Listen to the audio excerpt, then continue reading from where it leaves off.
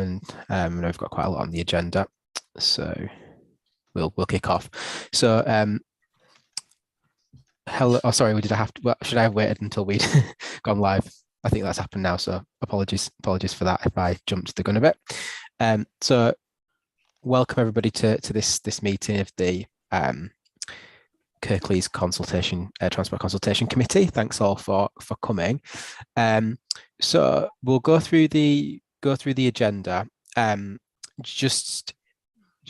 terms of how the meeting's going to go. If you want to ask a question at any point or contribute, can you just type into the chat that you want to speak? Just so I can see I know hopefully that'll make it easy just to bring everybody in. Obviously, if you do wave or anything, I will try to see that, but might possibly miss it. So if you can do that, that would be helpful. So the first item on the agenda is the open forum, which is for members of the public or any members here to raise any questions or provide any feedback that they have. Bearing in mind, obviously, we've got a number of items on the agenda including updates from the operators. So obviously, if there is anything that's specific to those items, we will consider them at the point we get to those items on the agenda. But I'm happy to open up now to the open forum. Is there any things not on the agenda, any questions or points anybody would like to make at this stage?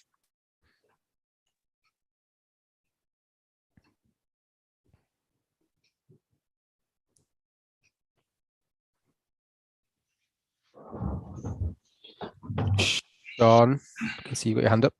Are we going to be talking about timetables at bus stops and printed timetables not being available still?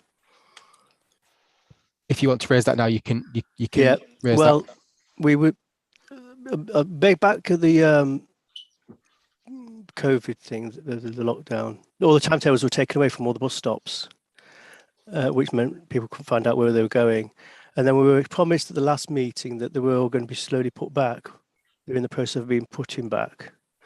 And it seems that the mayor's said she didn't like the fact that they were taken down, and she's instructed them to put them all back up as soon as possible. That was a transport scrutiny, I think. And still, there doesn't seem to be an improvement in the number of timetables on bus stands. There's still mostly without them. Up here in Newsam, we've had one put up and now subsequently taken down again, so we don't have anything here either. So it came and went. So I want to know what the excuse is this month about why the bus timetables haven't been put all back up onto the bus stands and bus stops. Thanks. Yeah, thanks for that question. Who would be best placed to answer that one? Helen, do you want to come in first? Yeah, I can come in, Tom. Okay, thank you. Hello, good afternoon. Sean, so this process is currently ongoing. We are looking at how the best way to do it. We have 14,000 bus stops across West Yorkshire, so it is quite a big undertaking. So I think there are a couple of things in this. First of all, we still have kind of an evolving picture with COVID, and this is impacting on service provisions and all the rest of it. So that's not to provide an excuse at all. So I think the process is ongoing, and I can get you a bit more of an update on what kind of the timescales are, if that's helpful. Well, we just do what the timetables back up. I mean, the bus network is essentially all back in place. In the main, there's one bus on our route on the 306 that's still missing from the timetable. That's just one bus. In general, in the main, all the buses are back on as normal routes and timetables and frequencies. So I don't know why you took them down within about a week. So why you can't put them back within about 3 months? I don't know. The main issue is the printing of the timetables. So every bus stop has a unique timetable. So that the situation doesn't seem to be improving. I don't seem to see any. If you could see they were slowly turning up on bus stands, it would be okay. But it doesn't seem to have changed since the last meeting. Yeah, well, I can certainly try and get an update. Could Helen? Could we get an update to the members here to inform what the timescales is for that piece of work? Because also, Sean, you mentioned that one. Did you say one was put up, but then it was removed? Because that seems a bit unusual, unless there was a. Well, no, we used to have a shelter in top of Newsam. They had a timetable put back in the early days of them being put back, but now it's been taken away again. It's not to do with vandalism. I think it's just simply been taken away. So yeah, it's sort of an improving then unimproving situation. Okay. There may have been a service change that affected that, and then the timetable hasn't been replaced. Yeah. So if we can find out, Helen, and let everybody on this meeting know what the timescales would be. Can I also ask about printed timetables and maps that are being produced? When are we going to get the pocket timetables and the district maps being printed again? So again, I will take that one back to get an update on exactly. Again, that's been part of the same process around kind of making sure we're giving the right up-to-date information. We also have in progress what's called a network navigation project, which is looking at representing how we present certain services across the piece. Across West Yorkshire, we've rolled this out in Leeds, but we are in the process now of expanding that across the rest of West Yorkshire. So that will also be affecting some of the printed information. So it's about kind of obviously doing things to maximise, doing it once basically to maximise benefit, and not obviously creating abortive work. Yeah, that's fine, thanks. As long as it you don't think we don't still need pocket timetables and printed maps to run around with. It's like putting up the fancy things on bus shelters, like the ones in Leeds, which you can't read because they're 6 foot high. If you're 7 foot tall, you can just about read the top of the map in the ones on the bus shelters in Leeds. But the rest of the printing is just too small. I hope we're going to get that in Kirklees. Thanks so much. Okay, I will take that back as well. Thank you. Great, thanks for that, Sean and Helen. So David, I can see you've put a question to the chat. Says, can I ask why the accessibility features at stands in Huddersfield bus station have been taken away and missing for the last 3 months? Can someone comment on that? Would you like me to comment? So I think Huddersfield bus station is part of a program of work. So I will ask why is this maybe been specifically taken away, but it may be due to kind of a maintenance or within a program of work. But I will find out. Okay, David, do you have anything more to add on that one?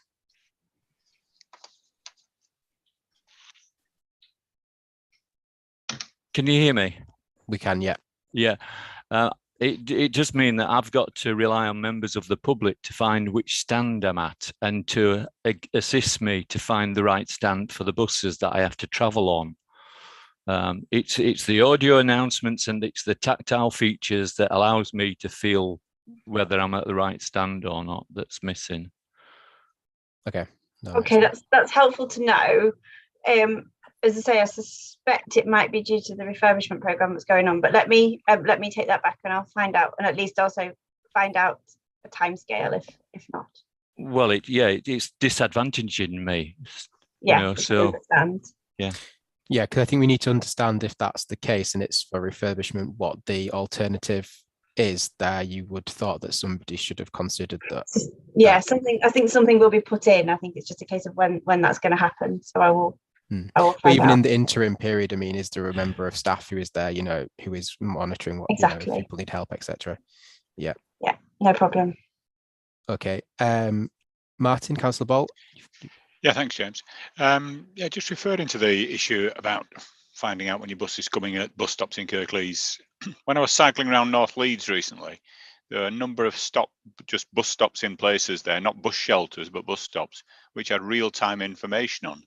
Is it planned to roll this out to all the districts, Helen, and how do you get them? Sorry, real-time information screens in general, do you mean, Councillor Bolt? Yeah, they were just on bus poles, on bus stops, rather than being in a bus shelter. Yeah, right. Bramham, Thorn, places like that, they had them, and I just thought, oh, that's good. So those real-time information, they're battery-powered real-time information screens. They are part of the network navigation project I was referring to earlier. So Leeds, because it had the funding through the Leeds Public Transport Investment Programme, was able to roll out these first in Leeds and roll out them to a coverage, a decent coverage.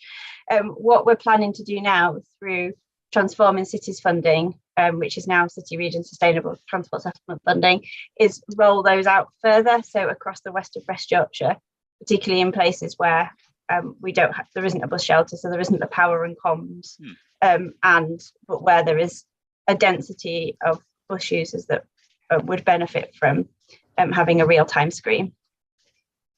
But if I can jump, I mean, we just had a planning application in Murfield where 67 houses were proposed, and the developer and Kirklees had lent on the fact that there was a bus stop nearby. Well, you know, Wyker ought to be, when they're submitting comments to planning, ought to be getting money out to developers under Section 106 to improve the facilities. Yeah, which is something we do try. It's just unfortunately, yeah, accessing Section 106 money for transport is a bit of a challenge. That's certainly something. No, sorry, James. It's not much of a challenge. The developer was willing to pay for M cards for people to use a bus stop, so therefore it was reasonable. And in terms of a challenge, nobody had asked until we got to the point of going to a planning appeal why they weren't paying for M cards for rail use in Murfield when there's a railway station near. The developer just coughed up another 30 grand. Yeah. So I think, you know, we need to up the game there and be getting more money out of developers. Yeah, and I think, Martin, that's one I know that's been discussed at Kirklees, hasn't it, about the 106 funds and how those could be used as well more widely, because like you say, sometimes you place M cards and actually there isn't any bus stops nearby. Well, actually, could it be better used in other forms of sustainable transport and things like that? So I think that is on the radar. We need to loop in with Kirklees, but the bus stops upgrades and things seems like quite a reasonable thing we should be looking at there. Okay. Sean, your hand still up. Is that from before, or did you have a different question? Sorry, it's a legacy hand. That's right. That's great. No worries. Okay. So I haven't got anybody else indicating they have questions. So we'll move on. I think we do have quite a lot of other bits on the agenda where we'll have the opportunity to talk quite a lot of this stuff anyway.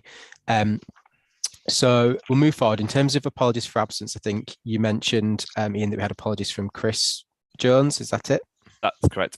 We're also just waiting on Jill Bennett to represent Transport for Kirklees. She had been invited to the meeting.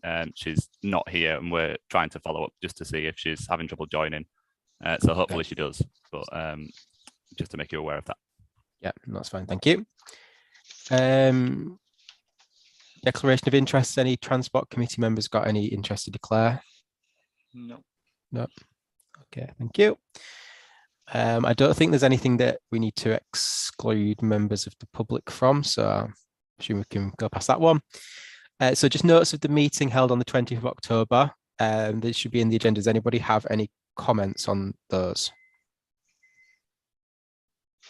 Happy with them. Okay. Sorry, it's Brandon Jones here. Sorry, Paul Turner is down as a participant from first group, I think.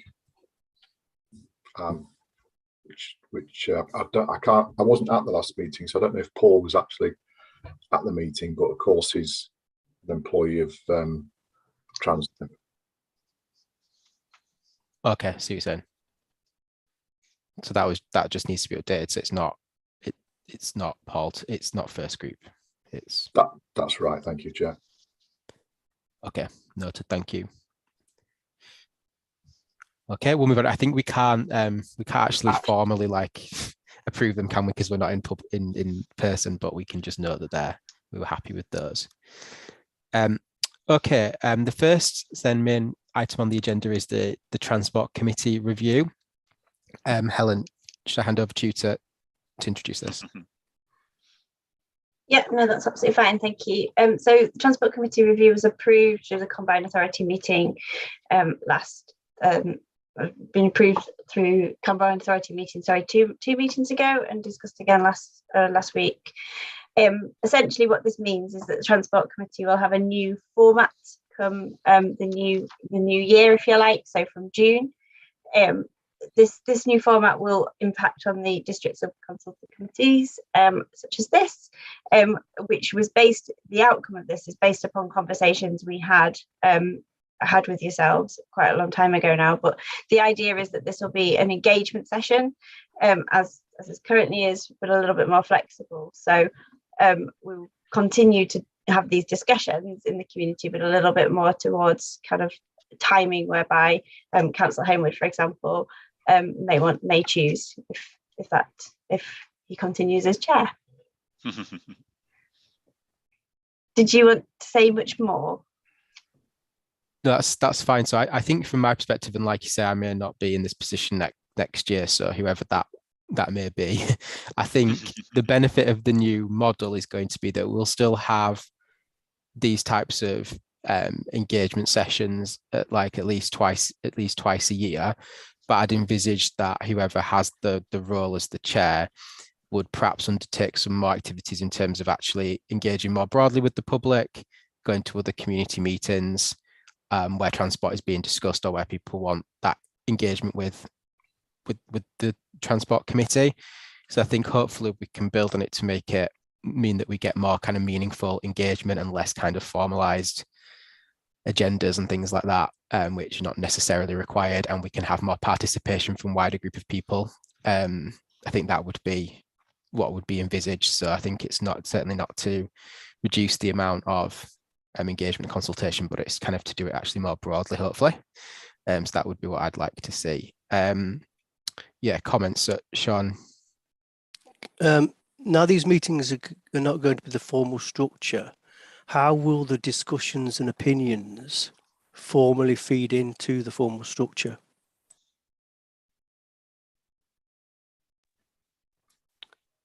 So, Helen, do you want to comment on that? Or? I'm happy to. So whoever is the chair going forward, their role as part of Transport Committee is to convene a meeting and then provide the input into the Transport Committee. Is there any scope? I'm sure there is some. Is the scope for, well, is what remit is on the chair? Well, they won't be called a chair, will they? Because then it's not. Yeah, I'm trying to think of an alternative word, but yeah. The transport engagement, aren't they? Yeah, so they're just more of a loose. So will it be just on the will and whim of that person, just to take the ideas that they think the command authority needs to know about, or will there be any scope for there be a requirement for them to have a certain number of meetings per year, and the notes from those meetings to be formally presented to the combined authority transport committee? Yeah, I think that's a really good question, actually, because one of the things that we raise when we discuss this at transport committee is just because we're changing structure doesn't mean we won't necessarily need the resource behind it. So I think we will still need to actually take notes of what's discussed and make sure that is fed back in through the formal processes. So not just kind of, like you say, on the whim of me, kind of, if I was in that role of just determining what bits I thought were important and just deciding to feed that back through. So yeah, I think you're right. We certainly need to understand how that will be formalized in that way. So yeah, I'll certainly take that as a consideration. But I believe that the two meetings is a minimum requirement for the chair to undertake, or the lead to undertake. So that will certainly be the minimum of what is expected. So are there any terms of reference then put together yet? Because it's not part of the formal structure. I guess there's not. Yeah, there are. There is a role. There's a role profile. Yeah. As a role. Is that publicly available? It's in the committee meeting papers, isn't it, Helen? Because it's not in this pack that people have had for this meeting. Is there a way we can maybe just send people a link to where that is, just so that they can see if they've not seen that detail of that review, where it is online? Yeah, that's absolutely fine. Okay. We can turn that round. That's okay, Ian. Yes, it is. Sorry. Yeah, I was just finding my mute button. Yeah, no, that's fine. Thank you very much, Ian. Any other comments or questions on this? No. Okay, great. Right, we'll continue with the agenda then. So just moving on to my update. I don't have a massive amount to update on. The only thing I was just going to mention, and I think it is, to be honest, in one of the reports, the information report, was just to say about, since the last meeting, obviously we've had the integrated rail plan. So from a Kirklees perspective, obviously now we've got a lot more certainty around the Trans-Pennine route upgrade and the impacts of that. And that's something, obviously, from a Kirklees perspective, we're working very closely on in terms of how that's going to work and the impacts, because obviously there's going to have long-term benefits, but there's also going to be short-term a lot of work being undertaken in the area, which obviously has a number of different impacts as well. And there will be issues around disruption and services and how those will continue to be maintained. So that is kind of, I think, the big piece of news that's happened since our last meeting. But I think we'll have opportunity to discuss that a bit further in the information report as well. Other than that, I don't have any other updates to provide as such. I think we've covered those. So we'll move on just to station access. So I think at the last meeting we discussed that we'd like to have an item just to get an update on where we are with the station access. I know particularly some of the stations, I think in the past, Slough and Marsden have been mentioned. And there's been some concern about access at those stations and when they're going to be upgraded. So it's just here really just to have an update and a discussion point on that. Helen, I don't know whether you can provide initial kind of update on where we are with those things. Yeah, I certainly can. And I'm not sure, Ian, if there was somebody attending in addition to talk through this item as well. Well, we did have a note. We got in touch with Adam Sellers from for the Transpennine route upgrade. He sent us a note regarding there was a meeting on the 7th of March to basically discuss this and have some input. And I think, did you have some feedback from that meeting, Helen? I think that's what he wanted to say. Basically, that in the early stage, well, his email says they're in the early stages of optioneering for the 2 stations. So there's little he could say at this point beyond we're looking into it. But once, well, he said he'll have more detail in a few months' time, and I'd be delighted to come to a meeting to discuss it further. So that was what his email to us had said. And I don't know if there's any more feedback from that meeting that you might have. No, so that's absolutely fine. So no, I don't. But the only thing is, obviously, as Councillor Homewood has just said, with Transpennine route upgrade having more certainty, if you like, provided through the integrated rail plan, the stations that are on that route has been requested that they should be made accessible, which obviously includes Marsden. So there's that is in train, shall we say, which is why Ian's has been saying around the Network Rail process. Nice pun. So that's been the approach we are taking, that they are going to come forward through that route. There have also been separate conversations around Slough as well, around kind of how the accessibility around that area can also be improved. I think I think things have moved on a little bit since last time because of the Transpennine things. I think where there was concern previously was that because of the changes to the upgrade plans, it wasn't quite clear whether those stations would benefit from any regeneration. And if that was the case, then obviously there wasn't a clear understanding of how we would improve accessibility to those stations. So like what other funding would be available to do that. I think the meeting that you referred to on the 7th of March was one we had with, certainly I went to with Transpennine about the route upgrade, where they did talk about station accessibility and the commitment to that. So I think that's where we are on that. So I think we do have a commitment on that now.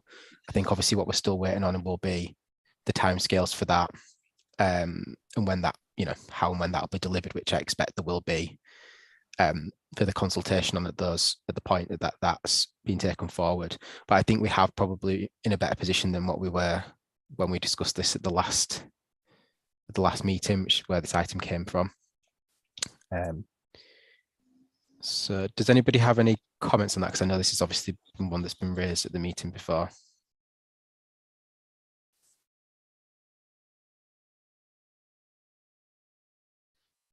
Okay. Okay, thank you. Right, well, we'll move on then to the information report.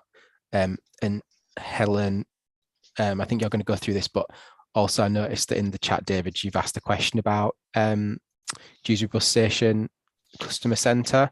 So I don't know whether, Helen, you could pick that up as part of your information report as well and just update on that too. Thanks. Yeah, no, that's no problem. So I'll just quickly run through the information report, which is really just talking around some of the. Hello. Yeah, go on. We can hear you. Or My computer's just completely blacked out. Okay, well, we can hear you. And I actually can't see anything, therefore. I think the screensaver must have come on or something. I wish it was just that. Both of them is completely gone. We can give you a minute. Do you need to reset? I might have to completely shut down and rejoin again. So did you want to go into a different item and I'll come back onto this? Yeah, okay, that's fine. Most of them seem to be Helen at the moment. Yeah. I know, sorry, but the operators need to do an update as well. So just I was going to say, we've we're gonna have to shut it down, I think, and come back again. Yeah. Okay. Right. No, that's no fact. We've all seen some good ways of trying to get out of doing reports, but that's the top one, Helen. So far, I promise. But yeah, we'll move on to item 10. You could be doing all sorts at the moment, for all I know, because I can't see anyone. If we don't see you again, Helen, bye. I'll try and return. Okay. Well, you're right. We'll move on to operator updates then, and then we can come back. That's probably a good thing to do anyway, to give, because I'm guessing there's lots to discuss here. So. Okay, if we move on then to operator updates, shall we start with buses first? So who wants to go first? Ariva, do you want to go first? Yes, can do. Good afternoon, everyone.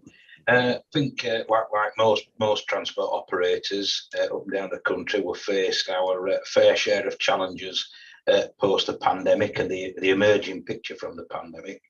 And I think the one thing that's probably at the tip of everyone's tongue at the moment is the funding position and the certainty and stability around the network.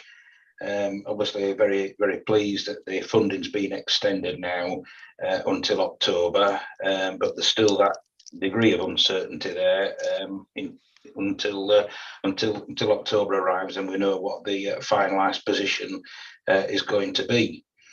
I think in terms of post-pandemic recovery, we've seen patronage recover to circa 75%. It goes up and down slightly, but around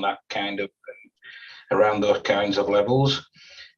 Punctuality, again, that's coming really good, and more or less recovered back to pre-pandemic levels again. I think there's a number of initiatives that we've been working on through the bus service improvement plan with Wicker. Some other more recent changes, like the changes we introduced in February, 28th of February, the 268 is now every 30 minutes through to Bradford on Sundays. It was previously only hourly. We're working with yourselves and Calderdale Council and in Bradford as well on the A641 corridor improvements. We do continue to face some turbulence with driver shortage, although I think it's fair to say that the clouds are clearing now in that picture, and we don't face quite the degree of turbulence that we did, but we do still have to contend with drivers leaving to go to other industries, the HGV industry, etc. I think more recent problems and issues that we've faced have been, unfortunately, with Kirklees Council, namely the Ravensthorpe resurfacing programme. We initially had a very good response from one of the local highways engineers, one of our technical engineer at Kirklees, worked very well with us, quite cooperative. And then right at the last minute decided that they couldn't cooperate with us. And unfortunately, that meant a major large-scale diversion to one of our major services, the 202 and 3. And it meant that Ravensthorpe and Murfield, through the hours of the closure from 7 o'clock on an evening, are completely cut off. We did make that position clear to Kirklees what the impact of that would be, but nonetheless that work is progressing, and I think it's due to finish about the 15th of April, and at that point we'll be putting services back. I think one last point to make, particularly hopeful that Kirklees members will be able to take this up for us. I think we've raised it through the Kirklees Bus Alliance previously, and that's the issue of the Thomas Crompton wagons at the quarry at Kirk Eaton and Grange Moor there. trundling along the road, you can very, very clearly see the damage that they're doing to the road surface. And I know Kirklees have put an awful lot of work into resurfacing there and tidying the verges up and making the curbs much clearer and easier to see. But those wagons really are doing some serious damage to that. So if there's any positive influences that Kirklees can bring to bear with the quarry operators, that'd be very welcomed. And that's about everything in Areva's world. Okay, thank you, Mark. Does anybody have any specific questions for Areva? No. Okay. We'll move on to first us, Brandon. Hello, good afternoon.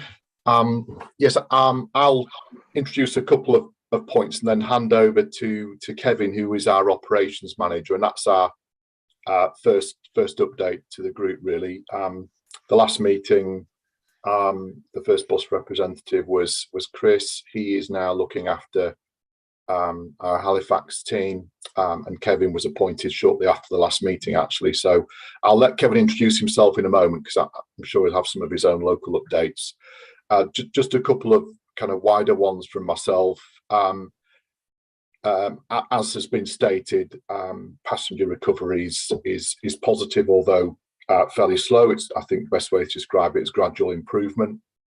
In Kirklees, the commercial patronage volume is around 83%-ish at the moment, which is great. That's commercial, as I say. The concessionary return, as in the return of passengers who use concessionary passes, is slightly behind that.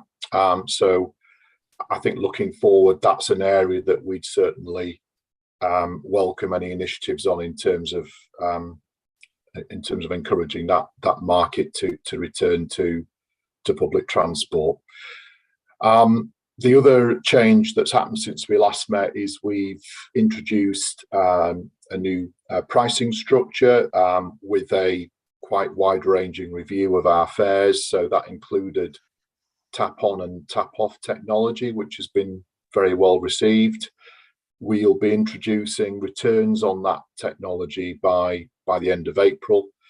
As part of those fares changes, there were some reductions. There were also some increases, and we've had a small number of comments via some of our political colleagues around weekly tickets and monthly tickets. And just to be clear for everyone on the call, that a lot of our changes that came in were about simplicity and introducing a bit more of a fairer system across West Yorkshire.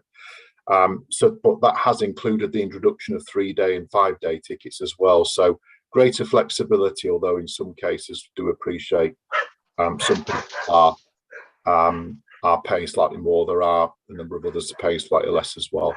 But generally very well received, and certainly the tap-on, tap-off technology is providing that opportunity to be able to introduce that more widely into multi-operator ticketing going forward, which I think is something all operators are signed up to. The other thing I wanted to touch on and hand over to Kevin was the driver position. As Mark stated, it is slightly improving and better in some areas than others, but there's still a challenge. It hasn't gone away, and the operators are working together, obviously with the combined authority. And in fact, the mayor was quite positive in supporting our efforts to encourage more people to consider a job in the bus sector. And the West Yorkshire Bus Jobs website was launched, which hopefully will broaden the appeal to bus, rather than it just being about each operator doing its own activity. We're trying to talk about West Yorkshire bus jobs generally to try and attract more people into the sector. And that's not just bus drivers as well. We're very keen to not only increase the diversity of our workforce, but also look at other areas such as engineering. So I'll hand over to Kevin for any other final points he wants to address, and then open to questions. Thank you. Good afternoon, everyone. As Brandon said, I'm Kevin Lowe. Started for First West Yorkshire on 1st of November. Came across from First South Yorkshire.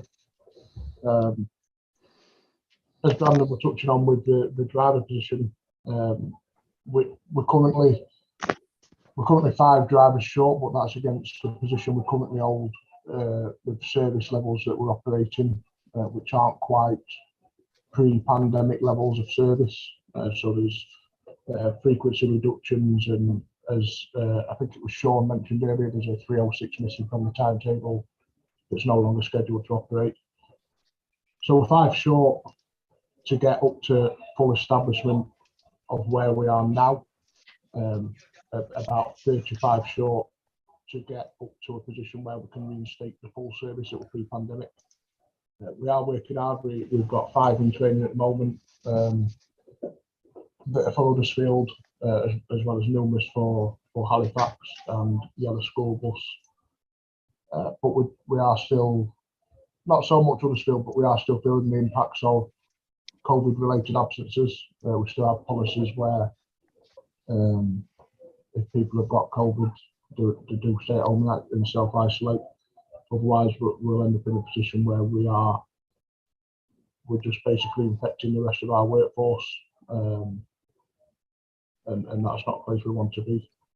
There are some service reviews due in April with a view to improving further the already improving punctuality that we're showing in Huddersfield.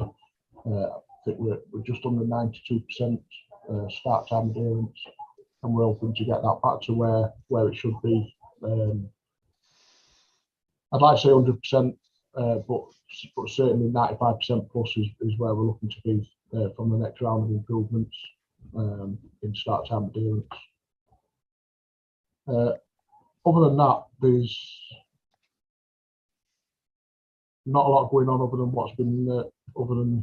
what's been spoken about already. So I'll have to check any questions if anyone's got any different. Okay.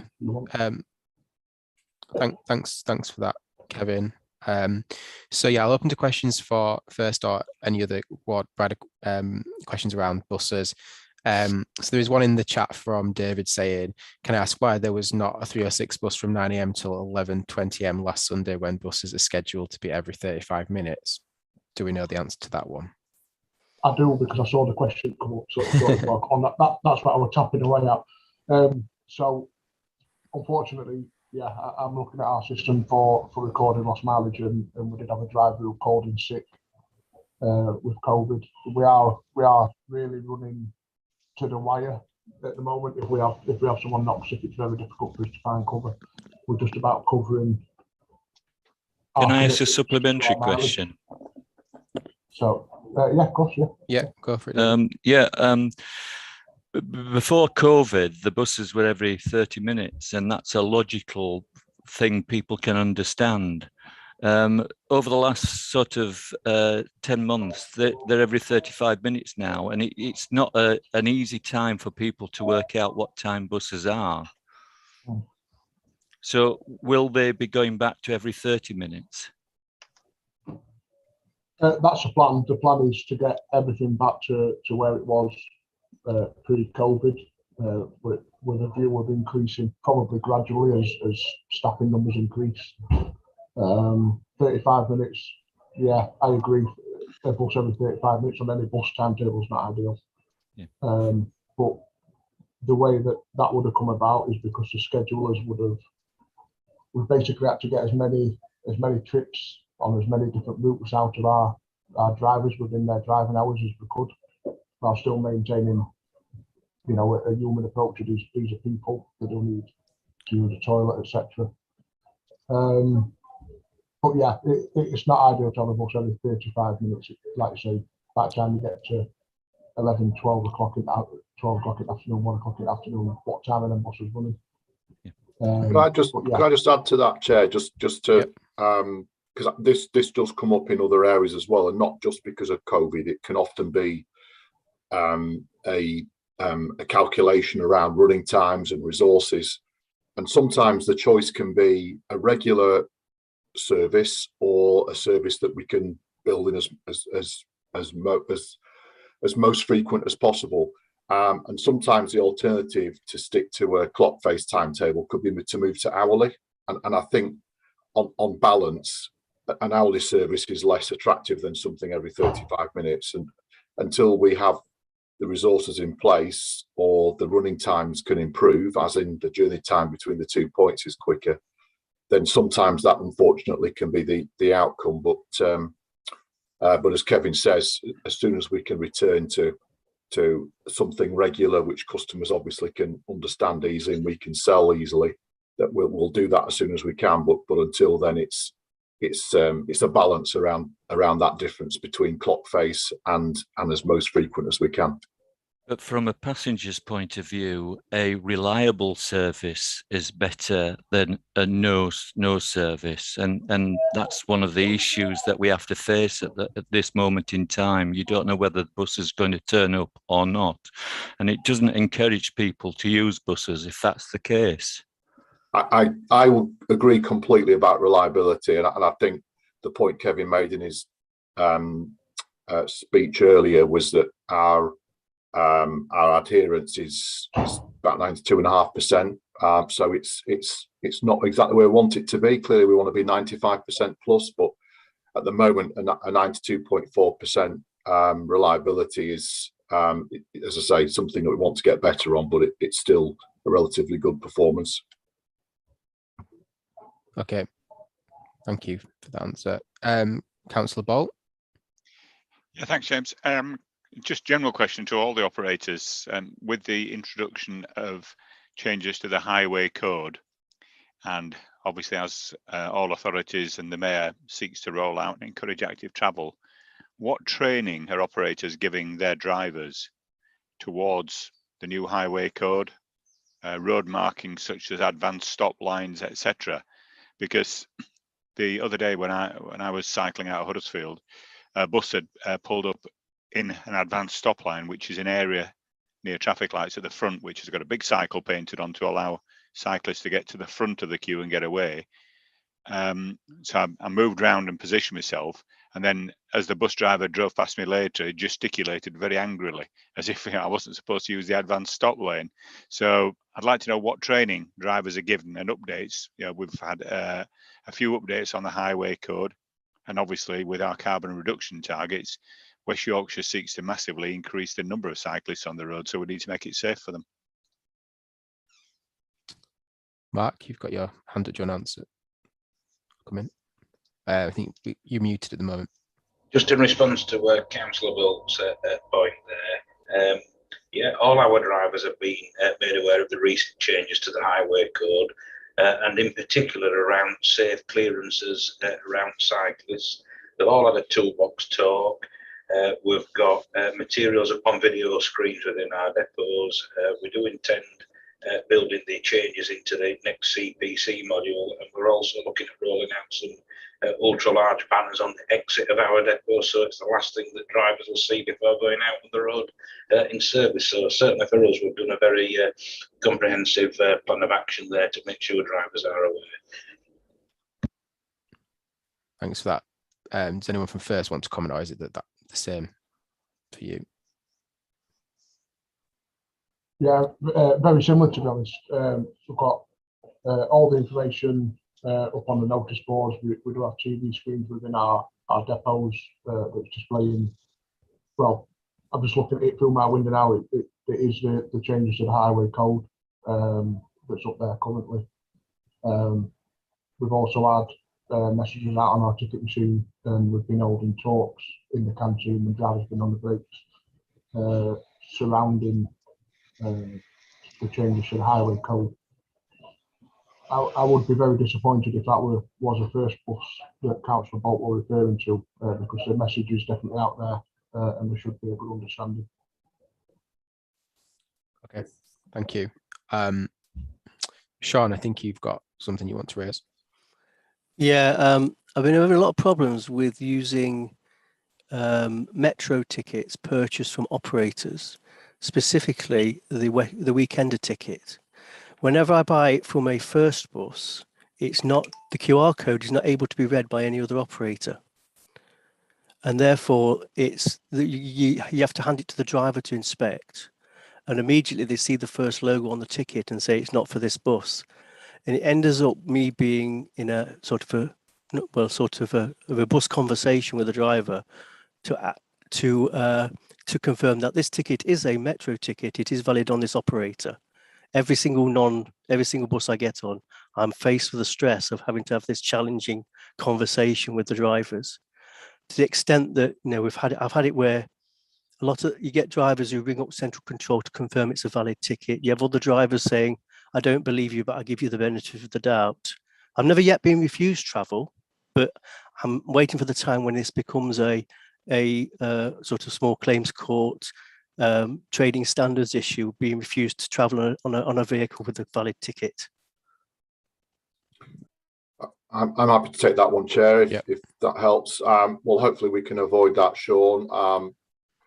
Clearly, well, it's everybody. Well, yeah, it's other operators who immediately see it's not they don't read the ticket. They immediately jump to conclusions. So it's all operators I use it on, but as I say, I've bought it from various people, did a bit of research, and I think it's the QR code printed by first ticket machines that's not then there afterwards able to be read by the other operators. Well, I think it's something that we should be able to fix relatively easily. I don't know whether you've raised this separately before, but my email's on the screen there, and I'd be happy to pick this up directly and try and find out what it is, because if it's an issue that you're experiencing, then it's likely that others are experiencing it too. So I think it'd be wise for us to try and work out what the issue is and fix it. Okay, yeah, I think if we could do that. Okay, thanks. Yeah, it does sound a bit concerning, because presumably those tickets should work, and drivers should be aware of how the ticketing works. So it just seems a bit unusual. It's certainly not been an issue that I'm aware of, and I look after the contact centre for West Yorkshire. So it could be that other customers are just travelling with it by showing the drivers, and we have a bigger problem that we're not aware of, or there could be something specific here. But either way, we'd be happy to have a look at it and fix that. Oh, can I just add to that? Because I think this is for the command authority, because what it prints on the different operators seem to have their own information on the ticket. They all choose what they want to print on it. And it says usually in big letters, WY Weekender. And it says day saver. First of all, it says day saver, which misleadingly thinks it's a day ticket. No, it's a weekend ticket. Then it says WY Weekender. It doesn't say anything about being a metro ticket. So they see the WI Weekender and they immediately jump to the conclusion that it's a West Yorkshire wide ticket for another operator, for the first bus operator. This is Arriva drivers. This is Pennine drivers. They think, no, so many times I get, oh, it's a first ticket, you can't use it here. It's a West Yorkshire wide first ticket. So I think Metro need to come in here, because they need to standardise what's printed on the ticket. So it's clearly the Metro logo, not the first bus logo or the Arriva logo. I think something there for the command authority to look into as well. Yeah, because you're right, those queries might not be coming through to first if the issue's not happening on the actual first bus, it's happening on other operators when someone's trying to access it. So if that's something we can take away, Helen. I can certainly take it away, but I think, sorry, Dwayne, but I think this might be a ticket printing thing if it's printed on the bus, but it is I'll let Dwayne come in. Okay, Dwayne, did you want to? Yeah. Thank you, Chair. We have agreed sort of a standard sort of set as to how we would print those tickets, multi-operator, where it be the M card logo that appears at the top of the ticket, so that it's immediately obvious to drivers exactly what ticket type it is if the QR code doesn't scan. This may just have been one ticket that may have been missed, but we can reach out to colleagues and make sure that it's corrected, so that we can get that logo to appear at the top of the ticket. Okay, thank you. Yeah, I think we're not going to solve this one right now, but if we can take that away and just make sure that query is investigated, just so there's not a wider issue we're unaware of, that'd be really good. Yes, just to confirm, Chair, yeah. Sean, if you could scan that ticket in or get in touch with me via email, then I'll take that forward to the next steps and liaise with colleagues if necessary. I'll see what I can do. Yeah, I'll see what I can do. Okay, thanks so much. Cheers. Thank you, Sean. Okay. So I don't think we've got any more questions coming up on buses. So I have covered everyone, haven't I, from buses? I haven't left anybody. I've not left anybody out. Okay, let's move on to trains. Sorry, then. Councillor Hammond, sorry, I'm not sure if Martin Bolt has written in the chat a question to all bus operators. I don't know if that's been. Yeah, we've gone. Yeah, been we've gone through all the stuff in there. Yeah. No problem. My IT issues. No, it's all right. Yeah, no, don't worry. He wouldn't let us get past if he'd not had his chance. Okay, we'll go on to trains. Northern, do you want to go first? Gladly will. We like the bus operators dealing with exceptional circumstances at the moment. Our performance is suffering, and it's suffering due to a lack of resources in the East region, Yorkshire, for want of a better word. These resources are constrained mostly. We aren't short of staff, not short of staff at all, but we have a big backlog of training that came about in the first year of the pandemic, when it was impossible to train drivers in the cab, because at the time, well, you could not socially distance in a driver's cab. So we couldn't do any training. And as an operator that trains a great number of new drivers and existing drivers, this was a problem for us, and it continues to be a problem for us. And so we are running a restricted timetable at the moment, which will carry on through the summer. However, we are making sure that timetable works for the vast majority of customers, and we've taken a lot of time and effort to make sure that the leisure market, which is certainly burgeoning at the moment, is well covered. Customer numbers are more encouraging than my bus colleagues, really. We're sitting in the low 80% of pre-COVID numbers. 2019 now is the year we use. But under that, there's some interesting differences. The traditional commute or season ticket holders, which was the lion's share of what we did as an operator, is still about 40% of those from pre-COVID times. And that is a concern. But on the flip side of that, leisure travel, which at the moment, until recently, was mostly into retail centres, Huddersfield and Meadowhall and where have you, and Leeds. But now, increasingly, as the weather gets nicer, is to more traditional leisure places such as the Dales and again the Penistone Line and walking in those areas. We're seeing a huge increase on those on a weekend, well above what we would have seen in 2019. So that's very encouraging. We're also seeing a really big upturn in advanced purchase tickets. Now, this is interesting because clearly if a commuter is not traveling every day, he or she will no longer, a season ticket will no longer be appropriate to them. So they'll find other tickets, and one available is advanced purchase, and that really is proving popular at the moment. We're seeing big sales in those, but they cover the full range of reasons to travel.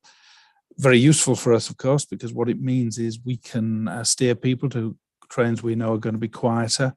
Or if we have football derbies like we had recently at Huddersfield, when Barnsley played a couple of times recently, we could steer people to trains that were less busy, and that worked very well. Apart from times such as that, we're not currently seeing any capacity problems on the network, although we do continually monitor that.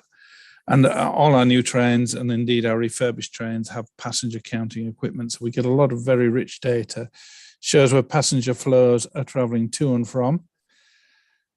I think, Chair, that is it from Northern. More than happy to take any questions that there may be.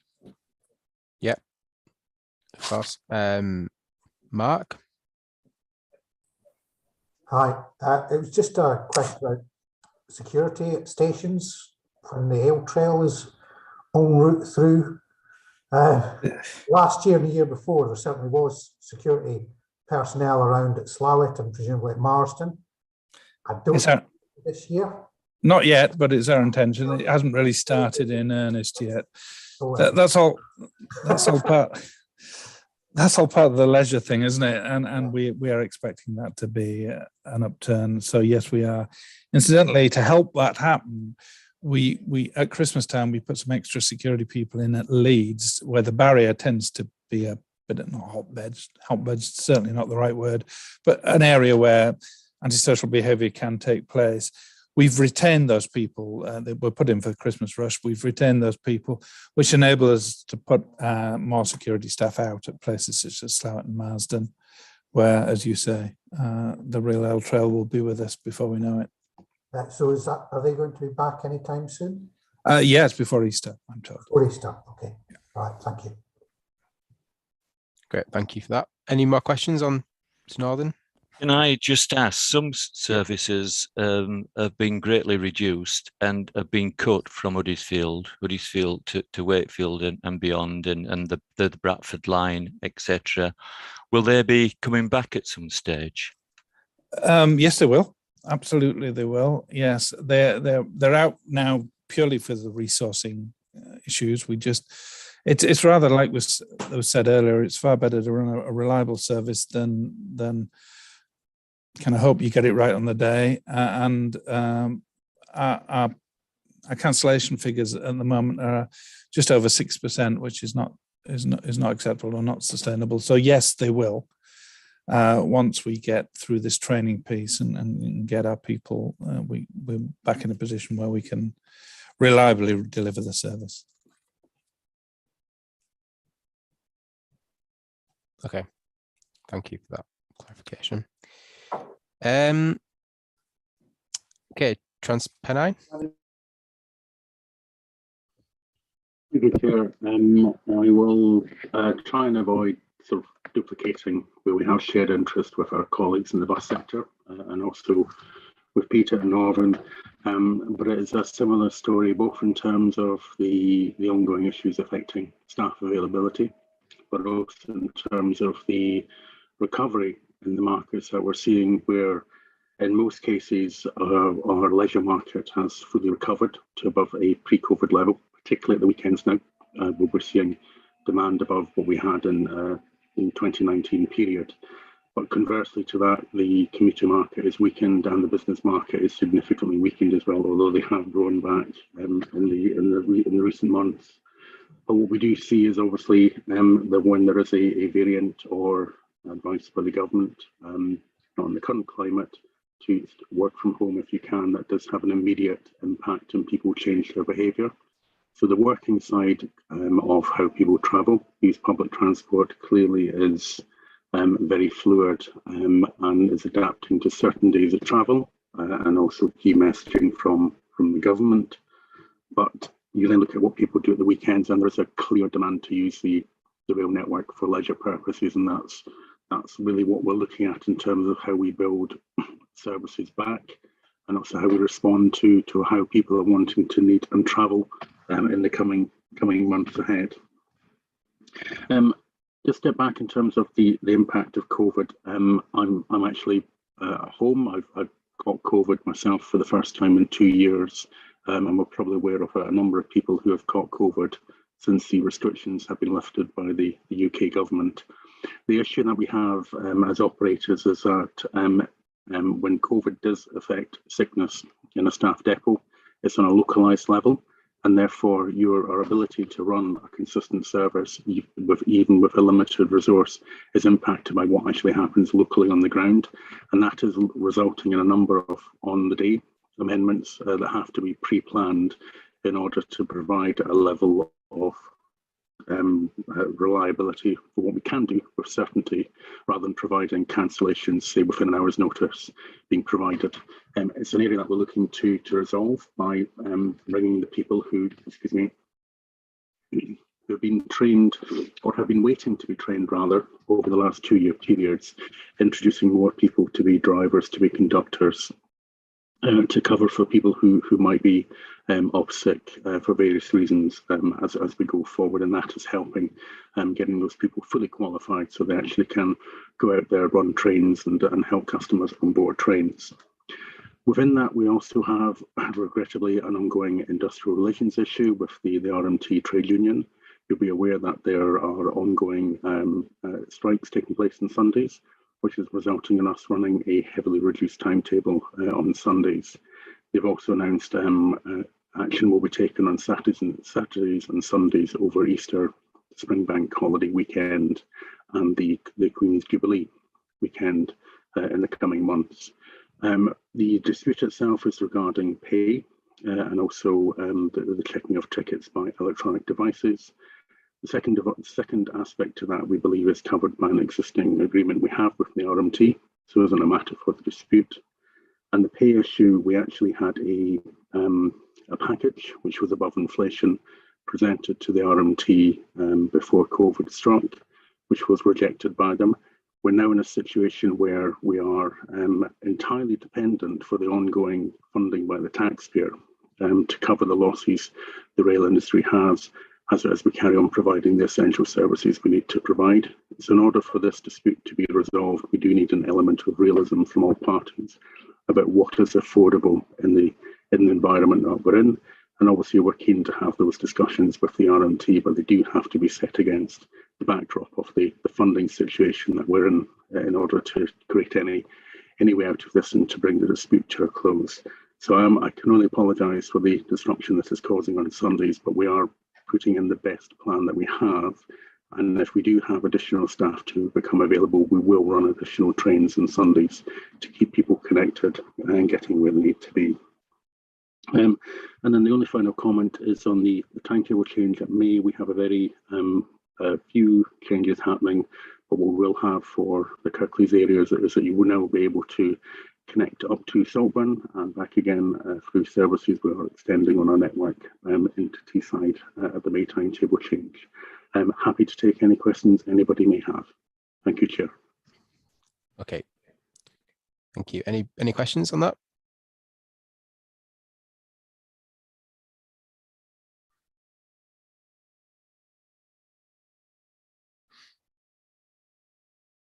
Doesn't seem like it. Is there anybody else left to give an update for trains? I don't think there is. No. Okay, that's fine. Anything that we haven't covered or any questions that we haven't covered on trains or buses? Or are we happy to move on now? Okay, great. Thanks. We'll move on then. Helen, I think you're back.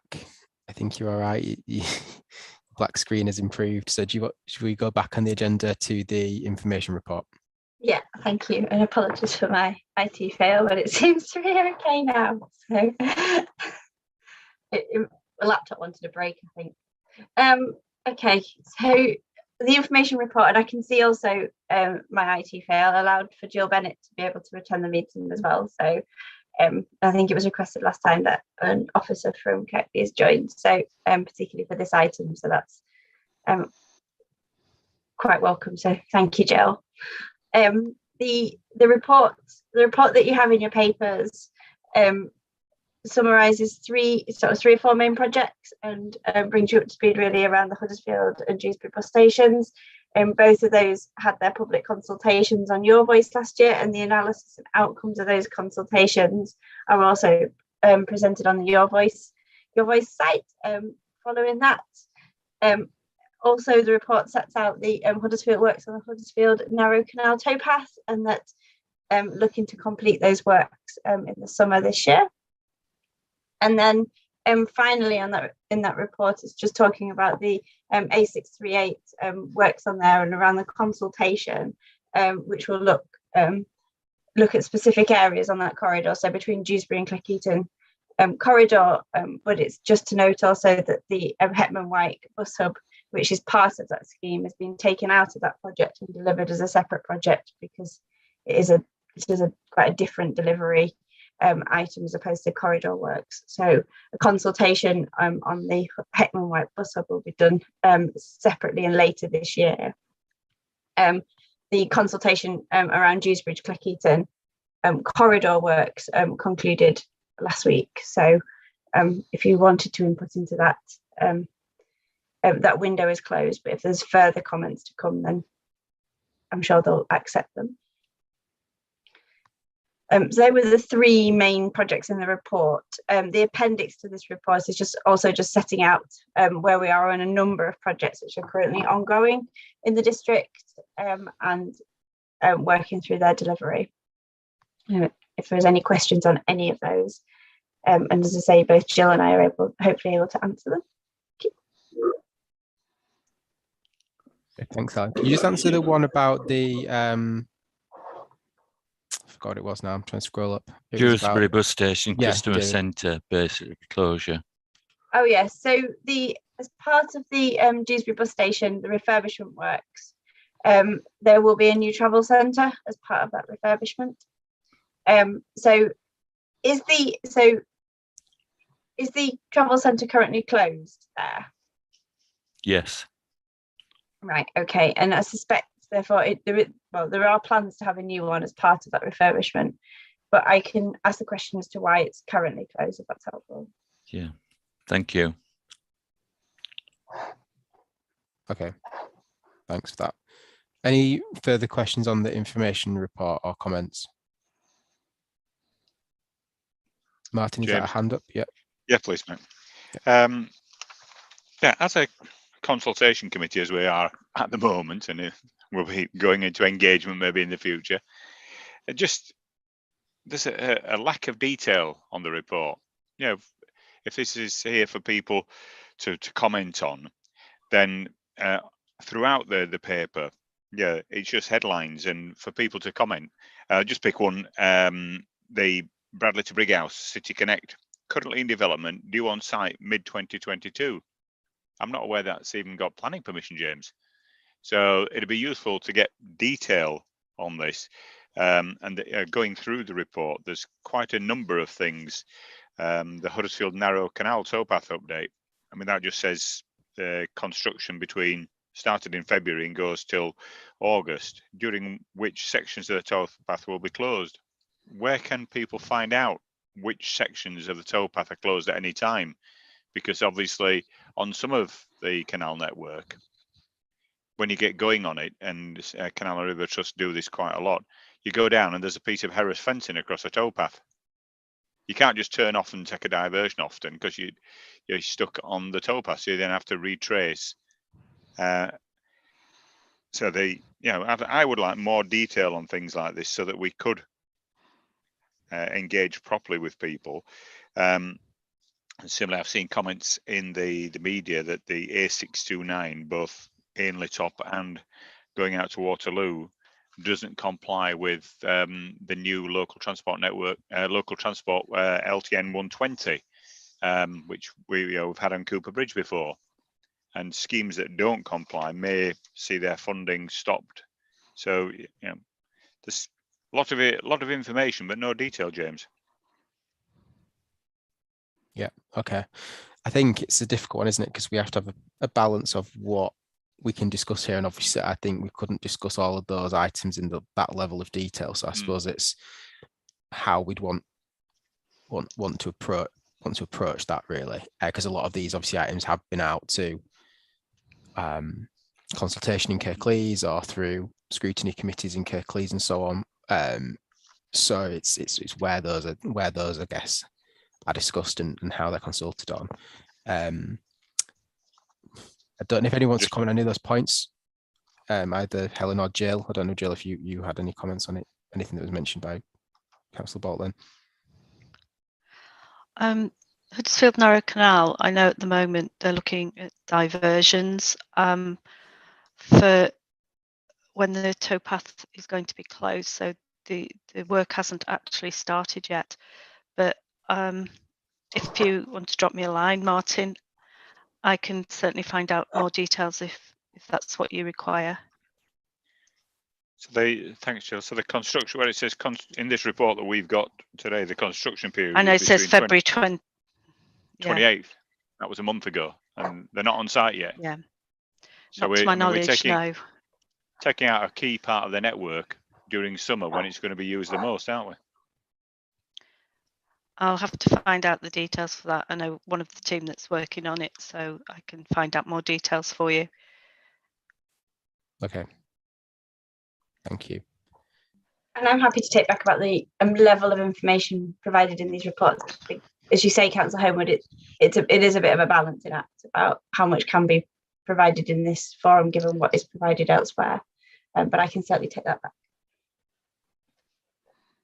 Yeah, I think what we probably do is, if there's and I guess this is what we need to think of in terms of the new model going forward, if there's a particular piece that we want to engage on, or we want to do more detail, we need to do it that way, don't we? But we do need to have a mechanism for that to happen properly. Yeah. In terms of Heckman-Reich, James, I mean, it mentions the Heckman-Reich hub. Can anybody give any details on where we are with regard to the mass rapid transit? Because I mean, at one time there was a thought that they may use the Spen Valley Greenway for the MRT corridor. Mm-hmm. In which case, and the Heckman-Reich hub's only about 10 years old, I think. In which case, refurbishing or revamping the Heckman-Reich hub, if the MRT was going to be on the Greenway, you end up with two hubs in Heckman-Reich, don't you? Because you're going to need a connectivity to get on and off your mass rapid transit if it was using the Greenway corridor, and then there's no direct linkage then to other public transport. So I wonder if anybody's done any strategic thought about making sure that public transport is integrated. Would you like me to come in? Yeah, go for it. So obviously, Councillor Bolt, as you've seen through Transport Committee, our updates on mass transit through there. So in general terms, we have through our City Region Sustainable Transport Settlement, as you will have seen, and through the government's integrated rail plan, we'll be receiving funding to develop further and deliver the first phase of mass transit. Now, I should say no work has been done on routes yet. As you mentioned, Spen Valley Greenway, but that's still part of wider considerations. So as no work has been done on routes yet, we can't hold up projects that may or may not be impacted on mass transit. We need to continue delivery on the widest sense. Of course, when mass transit routes are determined, the integration of mass transit into the rest of the transport network will exactly be one of the key things. Otherwise, there's no point to it. So things like that, and coming down to that level of detail, will happen, and programs around when all of this will start to happen will start to emerge. One of the things we're doing at the moment and working through is looking at the resources on our mass transit team to be able to start resourcing up, basically, to increase that capacity to enable us to develop and deliver the programme at the pace needed. Thank you. Yeah, and makes sense, doesn't it, that a key part of that mass transit will be understanding how that links in with the existing transport network and if any upgrades are needed to that. So I guess we have to wait for that piece of work and get our thoughts as part of that, and understand how, our thoughts on routes and linkage and all those sorts of things, which I'm sure will be very detailedly looked at and consulted on as we go through that process.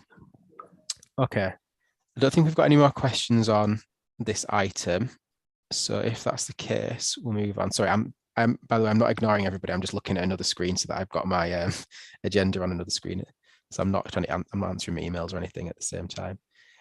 So item 11, that's the transport programs look ahead. Helen, are you going to present on that one? Yeah, that's absolutely fine. I think I will do a quick presentation. It's a long presentation, and it's quite a catch-all. But I think I'll pick out some key highlights from it, and the slides can be circulated later. Ian, or did you say Dominic was screen sharing? I think so, if that's okay. Yeah, one second, I'm just getting it up. Cheers, Dominic.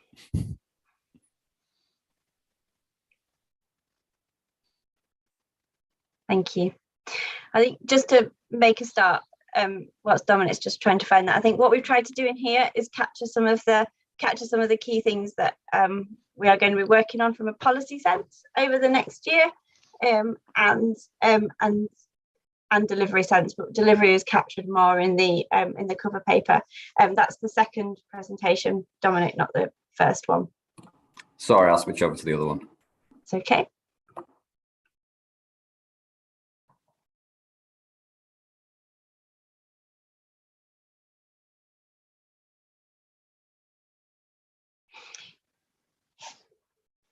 So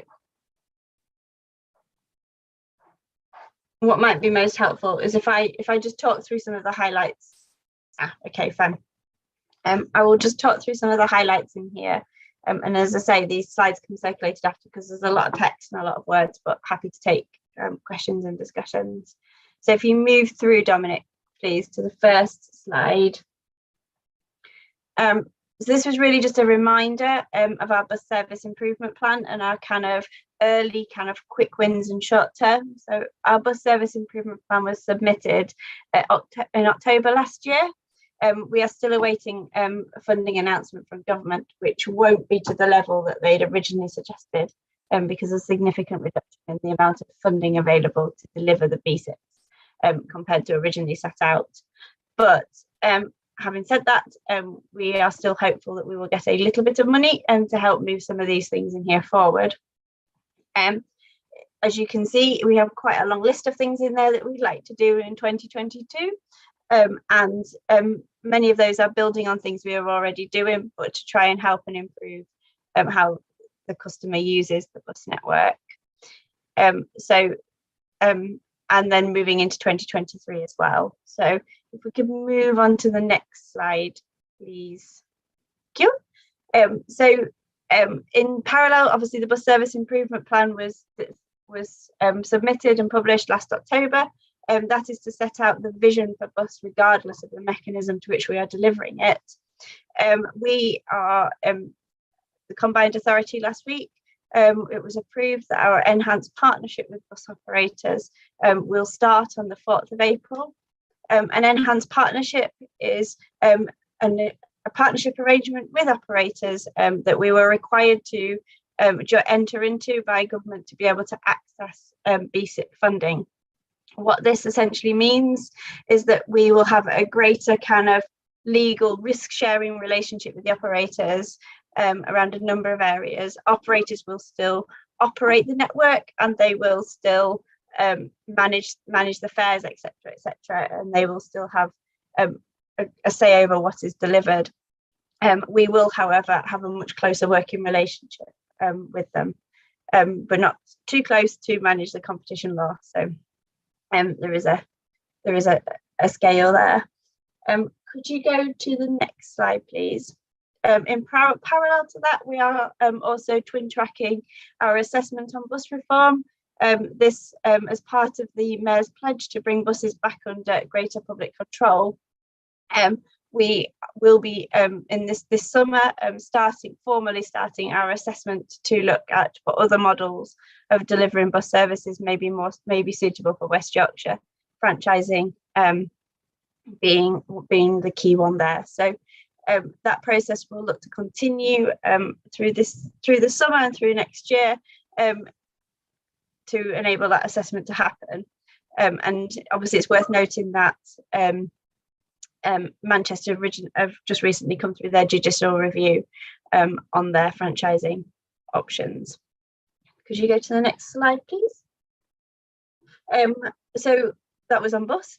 So on rail, we are still working on our rail strategy.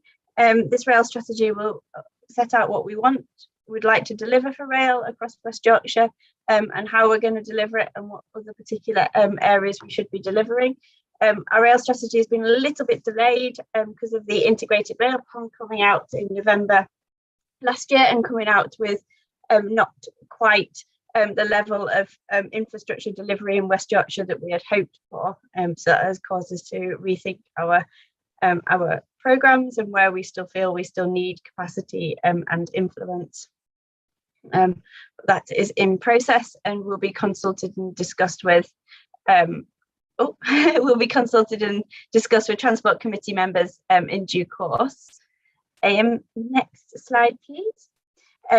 Yeah, so this is just summarising exactly how we are going to move from kind of our high level principles to our analytical commissions. So which is in progress. The technical work has just been finished, so it's now about making sense of that to actually write the strategy. Next slide, please.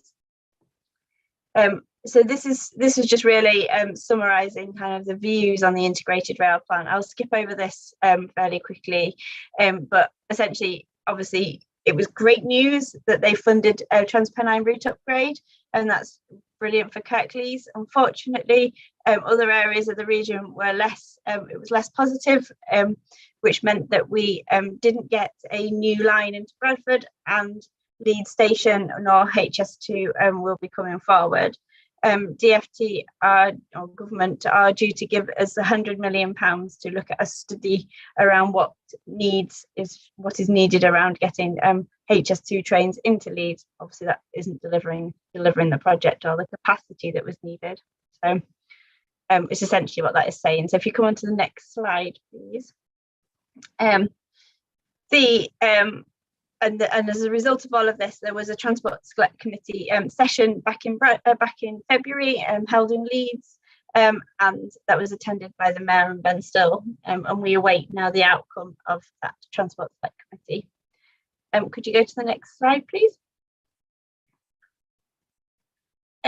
Also, just on rail and in broader terms, so the City Region Transport Settlement, which we are hopeful we will find out news from very soon.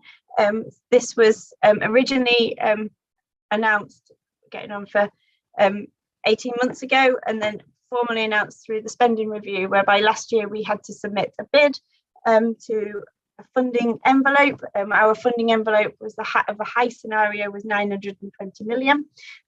We were then, a DfT returned to us a funding settlement of 830 million through the spending review. We had to then develop a business case up to that amount, which was submitted in January, and we are now waiting to hear the outcome of that. That within that 830 million, funding was included for mass transit, as we've just been saying earlier, but also across a number of programmes, and including what's shown on the screen for rail. It's probably worth also saying at this point that City Region Sustainable Transport Settlement has taken in the Transforming Cities Fund as we currently know it. So schemes that are currently badged TCF will now be badged City Region Sustainable Transport Settlement, as well as other funding pots. So highways maintenance, safer roads, and currently local transport plan funding, which is what's known as our ITB programmes. So there is less new money than maybe expected in there, but there is still some new money to deliver capital, which is of course always welcomed and is great news. Also, as part of that, which is why it's subject to funding, is demand responsive transport and mobility hubs. So both of these, we are intending to do more demand responsive bus services across West Yorkshire. We have our current trial in east of Leeds, which is ongoing and very much providing us with a real good, rich set of lessons and learnings and understanding of data and passenger needs more. And we intend to roll out up to a further 5 across West Yorkshire on the back of this. Again, is subject to funding because the buses to fund the services are included in CRSTS, and the revenue to support the delivery of the services are included in BSIP. So, that's the complicated landscape that DfT have left us in. In addition to that, we are proposing to deliver a number of mobility hubs across the region, and these will look to create integrated points whereby we can provide a mix of facilities which allow for people to interchange better and integrate their services with a number of other options, for example, car clubs, DRT services, and potentially offers of different facilities at rail stations and bus stations and integration with mass transit. Next slide, please. Okay, so that's that. The bit you'll notice I didn't include in there was around mass transit, which obviously we just picked up a couple of minutes ago through the questions. And the key thing with mass transit over this next year is that we will be focusing on getting our resource increased to help deliver and develop further on mass transit, but also looking to do further engagement around the programme and starting to work upon doing a little bit more detail in each of the areas as we move towards understanding what it is exactly we will be delivering. I won't go into the detail on this slide if that's okay, because we've picked up quite a bit of this in the information report. The information report is more detailed than what's on here, so I'll leave that one for now if that's okay. Thank you for that, Dominic. Are there any questions? Yeah, thanks, Helen. Any comments, questions, anybody on that presentation?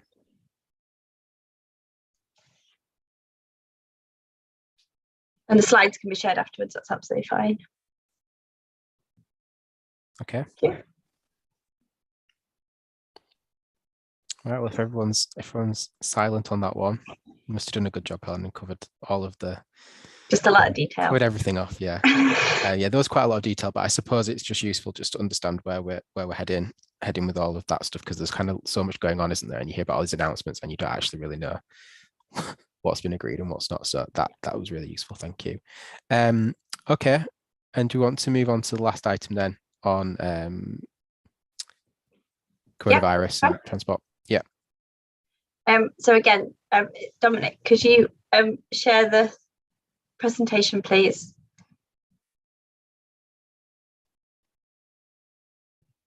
Sorry, sorry, 1 second. Thank you.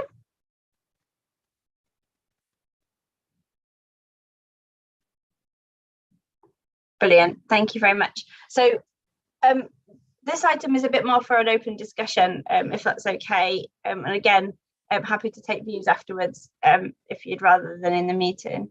But what we want to talk through here is a number of areas around how kind of the impact of public transport really from the pandemic, and also kind of thinking about some of the ways that we would be able to try and recover from that. So if you go on to the next slide, please. So through the pandemic, we've been creating, which you may have seen, creating kind of a dashboard which has been looking at patronage and station footfalls to understand kind of the impact of the pandemic on our public transport network. And as you've seen from the operators, the impacts are still very much being felt, not only on patronage return, but on operators' ability to deliver a service due to COVID as well. So you can see on the charts, you can see there that it's been a very up and down time, particularly the downs are particularly during the lockdowns. It's worth saying that, and I think the operators did say, or if they didn't, I'm not sure, because well, it was when I was having my IT issues, but patronage now generally across West Yorkshire on bus is between sort of 75 and 80% of compared to pre-pandemic levels of the same time. So things are improving, but they still need to get better. And within that, that still means that we have a way to go, but we are getting there. You should note that West Yorkshire on bus has recovered quicker than other areas across the country, but that's partly because of the types of industries that the buses are serving in West Yorkshire, and also we have no other mass transit movement. Obviously we have rail, but outside of those rail corridors, our public transport offer is much more limited. So that is where we are at the moment. If you could go on to the next slide, please. This is really just saying kind of where we are and kind of where we want to be going. As I say, this research has been going on since the pandemic has started. It's also worth saying that because of the impact of the pandemic, one of the things is that more people are working from home, more people are hybrid working.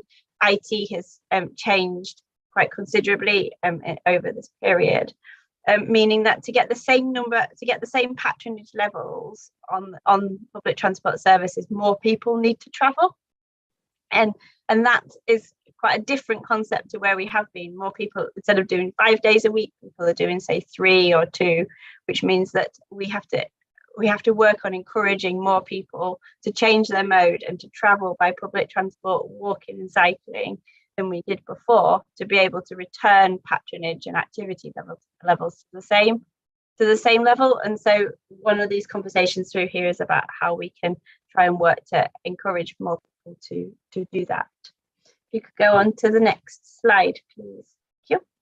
And again, this is showing from the transport focus perspective how people have felt and how that has changed over the course of the pandemic. So as you can see from that slide, in recent times, users have the relative feeling of users has improved over the course of the time. This was I forget the number that it was back at the start, but it was really quite low when people were unsure about the pandemic and the impact upon them, and restrictions were in place. Could you go to the next slide, please?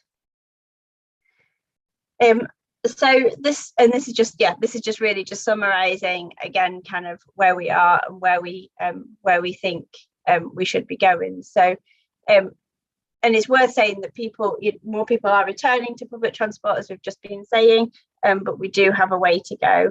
And as the operators were saying, so the leisure and weekend trips have been actually returning stronger, and routes that aren't necessarily going into the centres of cities, for example, have also been returning stronger in the weekdays. And again, that's partly because office workers have been mainly home working over this period of time. And the workforce issues in the operators for both bus and rail have impacted upon deliverability. So there is still some way to go. So could you go to the next slide, please? So as I've just been saying, really, it would be welcome to have a bit of a discussion in a few minutes, either now or you can feed points back to me after the session, but how to kind of your thoughts on how to attract passengers back to public transport, and how public transport may need to change to be a bit more receptive and to get to increase patronage from people who haven't previously used it, and what that might look like in 10 years' time. Thank you.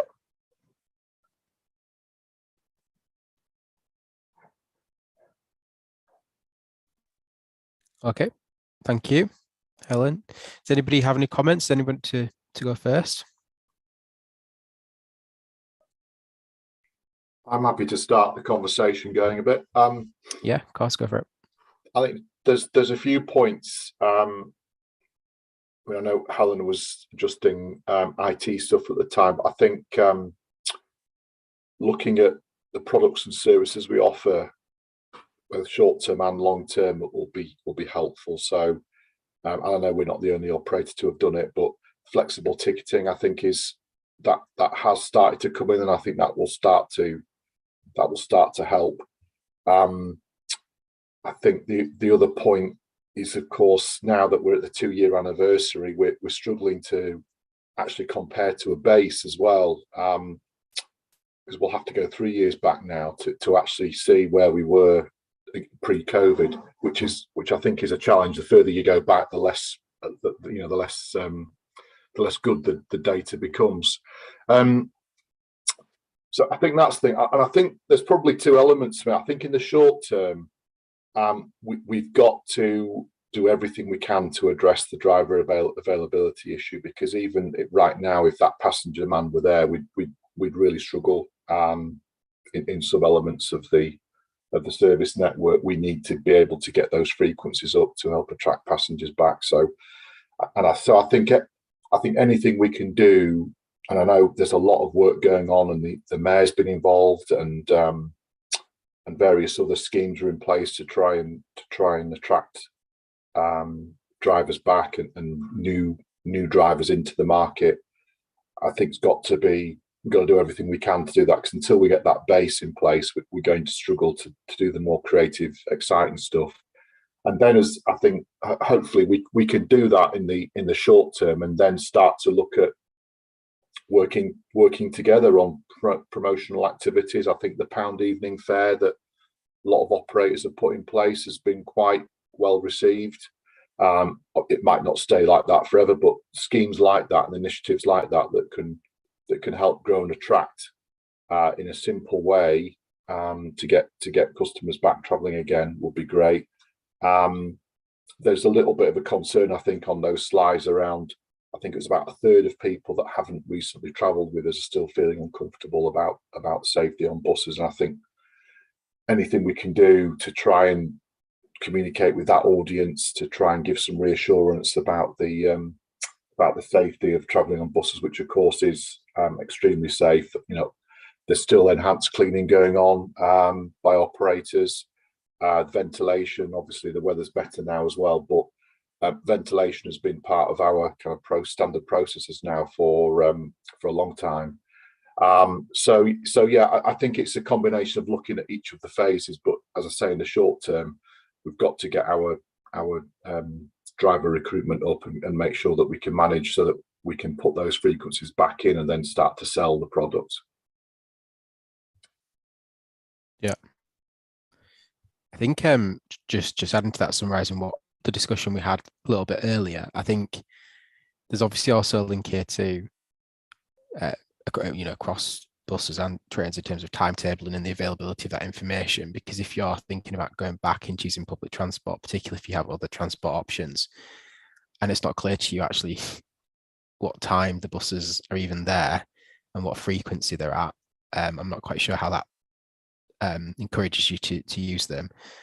I know as someone as well, myself, who used to commute between Huddersfield and Halifax, what I think we discussed earlier, the train's now every 2 hours to get to between Huddersfield and Halifax. So why you would take that route to work, it's not an appealing way to get there, is it? Because you're not going to be able to get back unless you're potentially waiting 2 hours to get back. So I suppose there's a little bit of a mix here in terms of the consistency of the services, isn't there? And being very clear on the timetabling of those, so people know where they are. Particularly when you're trying to get new people or people who've not travelled on that transport for a number of years to get back in. Because I think knowing how you access it is obviously one of the key parts, isn't it? If you don't know what time it's going to be at, you're not going to come. Okay, any more comments on this?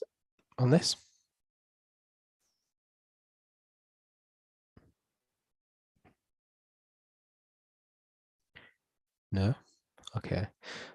Well, I think what Helen, you said that we can share the slides. So I think what would be useful is, because I appreciate as well that it's not necessarily something that you might initially think, oh, I want to add this into add this into the mix now, but you might have some thoughts afterwards. So if we shared the slides from both of the presentations that you did, Helen, if people can come back with any questions or comments they have offline, we'll be happy to answer those and take any feedback that you've got. Okay, that might be the way we can do it. That's absolutely fine, thank you. Okay, great. Okay, so we've gone through all the agenda items. Does anybody have any other business that we've not raised so far that they'd want to raise? Yeah, Sean. So can I ask about the future webcasting of meetings? Not this meeting particularly, but all the other meetings, because it seems to have ground to a halt all of a sudden, that suddenly we're not able to watch any of the combined authority meetings online in this day of, where the technology is available to do it from anywhere to anywhere. And I wonder why they've all suddenly stopped and there's no recordings even being made to be put up afterwards. Helen, you would like me to come in? Yeah. So we have now moved back to being in-person committee meetings. The legislation meant that we had to do that last year anyway, but in doing so, we have been able to continue to webcast them over this last year. In this last month, we've moved back into Wellington House for our committee meetings, and hopefully the office will be open for us all to go back in and work next month due to the refurbishment. In moving back into Wellington House for the meetings in March, which I think is the timing you're saying has suddenly stopped, the public eye equipment hasn't quite been fully installed and fully up to use, and so that has meant that we haven't been able to webcast any of our committee meetings. I don't know if Ian, Dominic, you have any more detail on timescales for that. Off the top of my head, I just can't remember the exact date, but I think after the Easter weekend, it's been installed, and then I think committee meetings in that room from then should be webcast as usual. I don't know what the provision might be. Dominic's giving a thumb up. I don't know what the provision might be for committee meetings that are then elsewhere. You know, if they choose another venue, but I'm sure we'll be able to work something out on that front. Because the online system doesn't work at all, does it? Through the public eye website, it doesn't link into the agenda and the visuals at all. It's not worked for a long time. But I don't see why you can't still record, even though you don't have any webcast kit working, even though that's a bit odd answer. But sure, you can record surely you could video the proceedings electronically and then afterwards upload them to YouTube or upload it to your public eye, even though it's not linked into the agenda as the public eye should work, and you simulcast over to the YouTube.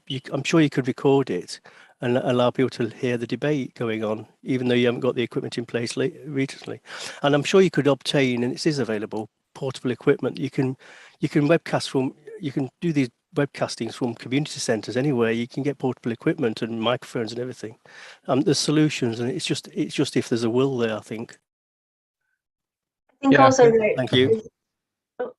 Sorry, Dominic, you might be able to say the same thing, but I think obviously because we have been going through a refurbishment in Wellington House, obviously some of these things are still getting into place. We have been holding, as Dominic's just put into the chat, we have been holding our committee meetings that have been in Civic Hall in Leeds have still been able to be broadcast on the public eye site. Yeah, but they don't link into the agenda items as it's supposed to work. I did not. You can't click on if you click on the agenda item, you get page not found or loading, and it's loading and it never loads. Okay. That's an IT technical thing, but it's not the broader issue. The broader issue, you should be finding some way of broadcasting any meeting really. The fact you don't have the kit in the office, in the meeting room at the moment, isn't really the answer. Okay. Well, I think